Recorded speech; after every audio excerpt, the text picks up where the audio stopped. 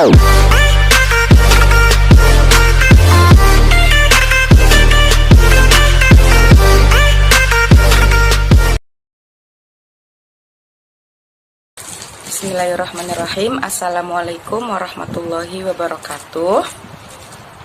Ya, bagaimana kabarnya anak-anak sekarang? Alhamdulillah ya, semoga kita selalu diberikan keberkahan oleh Allah Subhanahu wa taala.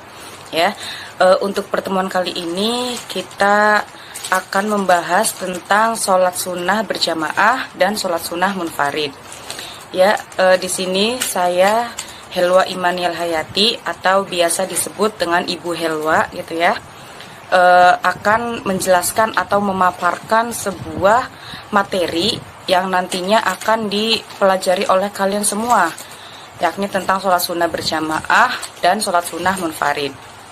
Baik, sebelum kita mulai pembahasannya atau sebelum kita memasuki materi yang akan dibahas, kita akan mengenali dulu tujuan pembelajaran pada hari ini ya, yakni tujuan pembelajaran yang pertama adalah mempelajari dan memahami ketentuan-ketentuan tentang sholat sunnah berjamaah dan sholat sunnah munfarid.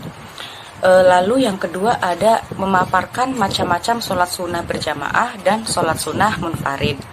Lalu yang ketiga melaksanakan sholat sunnah berjamaah dan sholat sunnah munfarid sebagai perintah dari agama Islam. Lalu ada tujuan pembelajaran yang terakhir, yakni lebih dekat kepada Allah Subhanahu wa taala dengan mengamalkan sholat sunnah berjamaah dan sholat sunnah munfarid.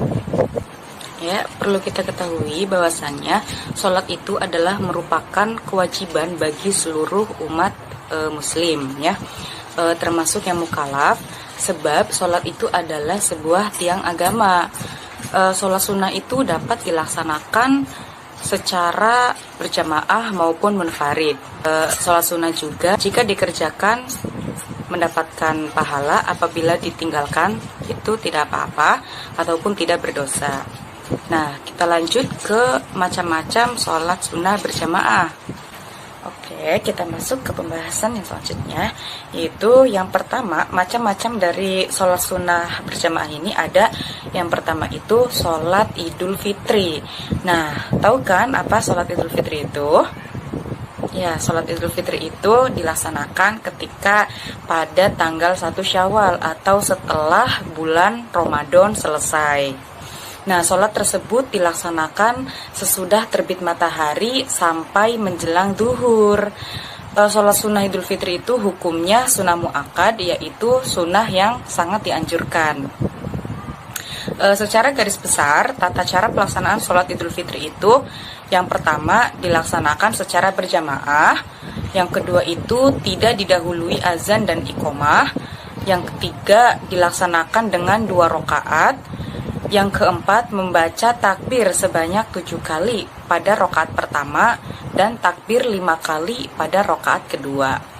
Lalu yang terakhir diiringi dengan khutbah setelah sholat. Yang kedua dari sholat sunnah berjamaah itu ada sholat Idul Adha. Nah, sholat Idul Adha ini dilaksanakan setiap tanggal 10 Dzulhijjah. Sholat Idul Adha itu lebih utama dilaksanakan lebih awal agar dapat segera melaksanakan penyembelihan hewan kurban. Tata cara pelaksanaan sholat Idul Adha sama seperti pelaksanaan Idul Fitri. Yang berbeda hanyalah pada niatnya saja gitu ya. Lalu yang ketiga ada sholat sunnah berjamaah, yakni sholat khusyuf. Sholat khusyuf itu adalah sholat yang dianjurkan untuk dilaksanakan ketika terjadinya gerhana matahari. Hukum sholat kusuf adalah sunnah muakkad. Sholat kusuf ini dikerjakan sebanyak 2 rakaat. Setiap rakaat terdiri dari 2 kali ruku dan 2 kali sujud. Dengan demikian, setelah ruku pertama dari setiap rakaat, kita kembali membaca surah Al-Fatihah. Setelah sholat kusuf juga disunahkan untuk berkhutbah. Kita lanjut ke materi selanjutnya, yaitu ada sholat khusyuf. Sholat khusyuf ini beda ya sama sholat kusuf. Kalau sholat kusuf itu terjadi ketika gerhana matahari. Kalau sholat khusuf terjadi apabila ada gerhana bulan.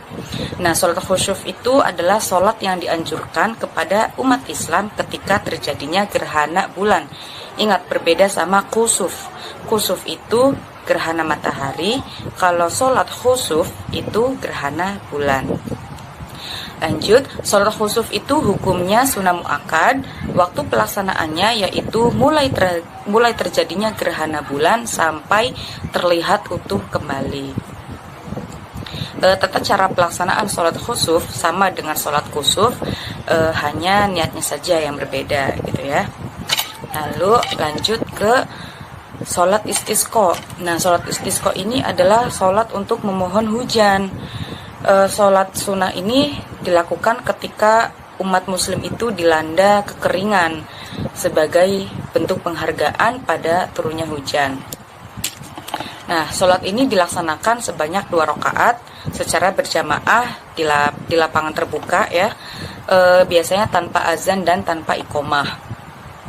Waktu yang paling utama untuk mengerjakan sholat istisqa adalah pada waktu duha sampai waktu zuhur.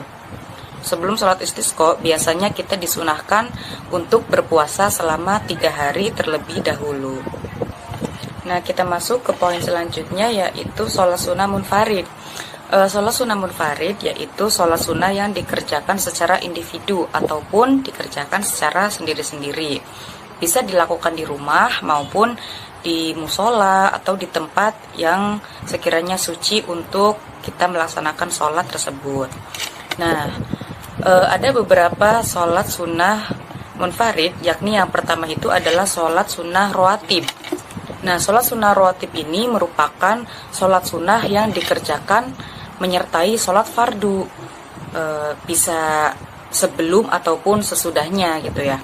Hukum mengerjakan sholat rawatib itu ada yang sunnah muakkad dan ada pula yang sunnah ghairu muakkad.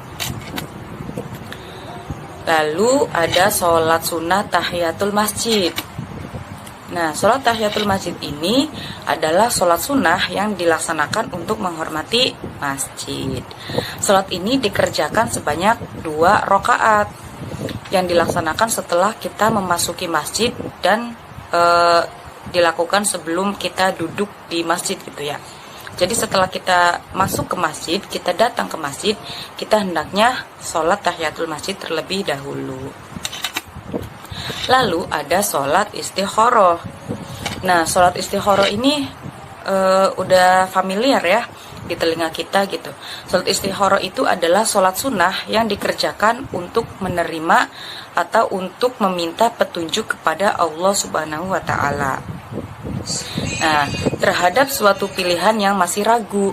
Jadi sekiranya kalau misalkan kita masih ragu terhadap pilihan ataupun ingin sesuatu tapi masih kurang sreg dalam hatinya gitu, kita hendaknya melaksanakan sholat istikharah supaya kita dapat jawaban gitu ya. Nah, di sini juga bilang, jika seseorang merasa tidak dapat memecahkan masalah yang dihadapi, maka hendaknya ia melaksanakan sholat untuk meminta petunjuk kepada Allah, dan sholat istikharah sebaiknya dikerjakan di pertengahan malam yang akhir, seperti waktu sholat tahajud gitu ya. Itu dianjurkan untuk sholat istikharah ketika kita bingung ataupun masih ragu-ragu dalam sebuah pilihan. Baik, itu saja yang dapat Ibu sampaikan materi ini ya. Semoga kalian bisa menyimak ataupun bisa memahami apa yang Ibu paparkan, dan sekiranya kalau misalkan ada yang perlu ditanyakan ataupun masih bingung, bisa kita kembali ke grup chat ataupun bisa japri ke Ibu gitu ya. Itu saja, mohon maaf. Wassalamualaikum warahmatullahi wabarakatuh.